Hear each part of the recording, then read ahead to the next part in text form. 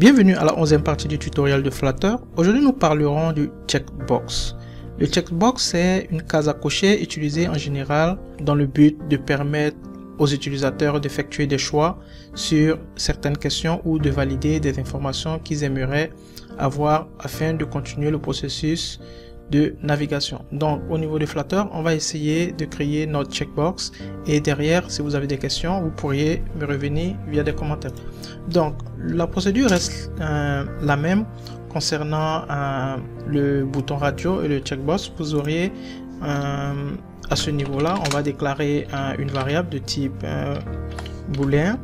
Donc ici on va essayer de l'initialiser à faux. On aura encore une deuxième variable. On va l'initialiser aussi à faux.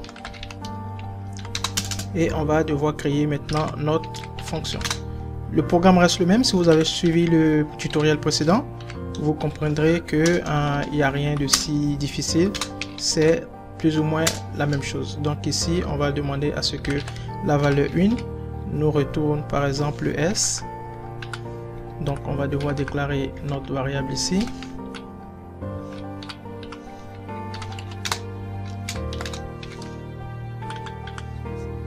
Donc on a la variable S.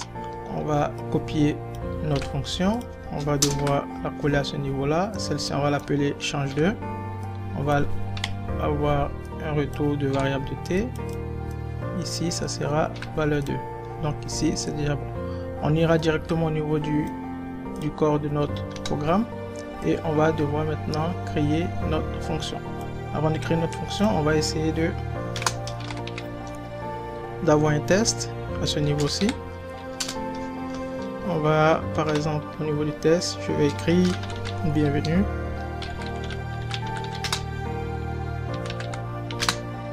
Je vais Patrick Codeur.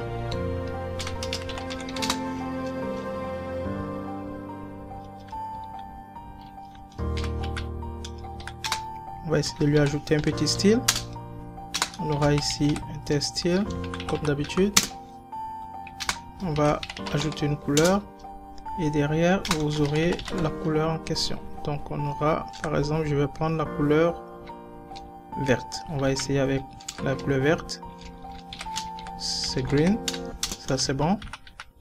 Et on va essayer de lui donner une certaine taille afin que ça soit visible à notre niveau. Donc en font size, on va le mettre par exemple à 15. On peut le mettre même à 20 pour que ça soit plus visible. Donc ça c'est bon. Donc à ce niveau-ci maintenant, on va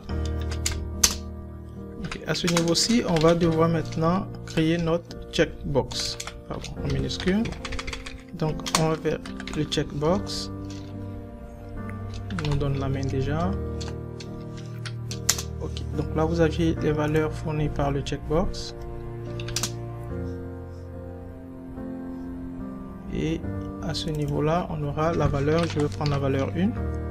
Je valide et au niveau du changement, c'est-à-dire que lorsque vous allez effectuer une action, donc à ce niveau-là, on va appeler notre fonction du nom de change 1, par exemple. On va modifier ça, change 1. Et ça devrait être bon. On va exécuter le code et vous allez voir ce que ça donne. Donc ici, on aura bienvenue et après ce test, vous aurez le checkbox. On exécute le code, on observe pour voir ce que ça donnera. Ok, donc ici vous avez le bienvenu chez Patrick Codeur. Je vais ajouter mon cas. Ok, ça c'est bon. Je vais faire un upload. Ok, donc là voici la case à cocher que vous aviez à votre niveau. Donc ici vous aviez votre case à cocher. On va essayer de créer une deuxième case à cocher de type liste comme celui du radio button list. On aura ici le checklist title. Vous aviez les mêmes informations. Au niveau de la valeur, on va prendre la deuxième valeur. Et au niveau du changement, on va prendre change 2. Donc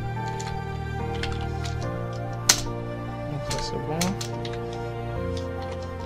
On termine avec ça. Et derrière, on doit aussi, comme pour le bouton radio au niveau de la liste, on aura aussi le titre, on peut ajouter un title. On va revenir sur ça. On peut ajouter aussi un control affinity. Et au niveau du control affinity, on va devoir ajouter par exemple une liste de titles. Donc on peut utiliser par exemple la plateforme ou bien le trailing aussi. Même chose comme pour le bouton radio que nous avons eu à effectuer. Et après ça, on peut aussi, pourquoi pas, ajouter, on va essayer d'ajouter pas mal de propriétés. On va essayer d'ajouter un sous-titre. C'est bon. Donc le sous-titre, il faut un test, tout simplement. Ok, donc ça c'est bon. Au niveau du titre ici, on va essayer d'utiliser aussi un test. Et je vais mettre par exemple comme titre, par exemple, capitale du Canada, par exemple. J'aurai ça. Ok. Et au niveau du sous-titre, je vais mettre ici par exemple Ottawa. Ok, donc là c'est déjà bon, tout est correct. Ok, on va valider notre code pour voir ce que ça donne avec ce deuxième point. Donc ici on a change 2, on a valeur 2, on a mis un titre et on a mis un sous-titre et on lui demande d'utiliser un trailing. Donc on va valider notre code, on verra ce que ça donne. Ok. Donc là, vous aviez effectivement, vous aviez le deuxième checkbox, la case à cocher. Donc ici, vous pourriez aussi cocher et décocher. Donc vous avez le premier et le deuxième qui sont ici. Donc comme vous l'avez constaté, rien de si difficile. On a déjà effectué ce processus avec le bouton radio, avec plus ou moins les mêmes fonctions. Vous pourriez en ajouter d'autres si vous en voulez. Et derrière, vous déclarez aussi votre fonction. Donc on va essayer d'utiliser la déclaration d'une dernière, c'est-à-dire ici on va essayer d'avoir un troisième bouton radio. On met 3, donc on va le 3 ici, on initialise aussi à false. On récupère la troisième fonction, on la copie, on va l'appeler celle-là 3 et ici on va la mettre F et ici F et on récupère la valeur 3. Donc on va essayer de créer, on fait un copie de celui-ci, checkbox list, et on va tout simplement ajouter changement 3 et ici on va chercher par exemple à avoir une autre information à ce niveau.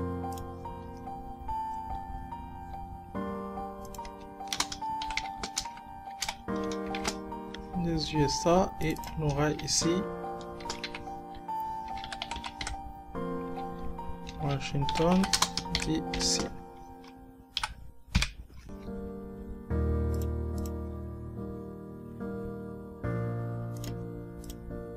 Donc ça c'est bon, on valide.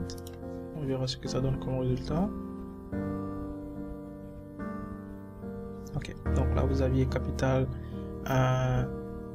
du USA. Ok, on peut mettre des USA, ça serait intéressant. Ok, capitale des USA et vous aviez Washington DC, et là vous pouvez cliquer sur celui-ci, vous pouvez cliquer sur celui-là. Donc voici comment fonctionnent les cases à cocher au niveau de Flutter. Donc merci pour le suivi, on sera de retour avec le tutoriel et on essaiera de vous expliquer. Si vous aviez des questions, vous pouvez m'envoyer plus de détails au niveau des commentaires et je vous répondrai le plus tôt possible. Merci encore et bonne journée. Au revoir.